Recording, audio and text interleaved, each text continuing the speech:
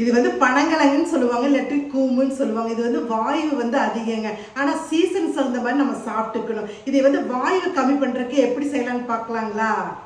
இப்போ இந்த பனங்கிழங்க பாருங்க, சின்ன சின்னதாக இப்படி கட் பண்ணி எடுத்து வச்சிருக்கிறேன். இப்போ வந்து 1 டம்ளர் தண்ணி சுடு தண்ணியில் இதை நம்ம போட்டுக்கலாங்க.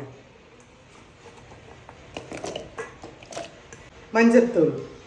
இந்த வாயுவை கட்டுப்படுத்துறது இந்த பூண்டு தாங்க. 1 கட்டி பூண்டு தட்டின பூண்டை போட்டுக்கலாங்க. அளவான கல்லுப்பு,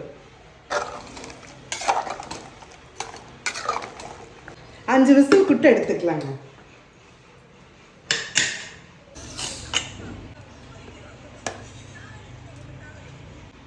சிம்பிள் தாங்க. இந்த தண்ணி அப்படியே வடிச்சிட்டு இதை மட்டும் தனியாக எடுத்துட்டா போதுங்க. இந்த பனங்கிழங்கு கூட அந்த பூண்டையும் சேர்ந்து சாப்பிட்றப்ப டேஸ்ட்டும் நல்லா இருக்கும், வாயுவும் பிடிக்காது. அந்தந்த சீசனுக்கு எது கிடைக்குது நம்ம சாப்பிட்டா நம்மளுக்கு உடம்புக்கும் நல்லதுங்க. ட்ரை பண்ணி பார்த்து எப்படி இருக்குன்னு கமெண்ட்ஸ் பண்ணுங்க.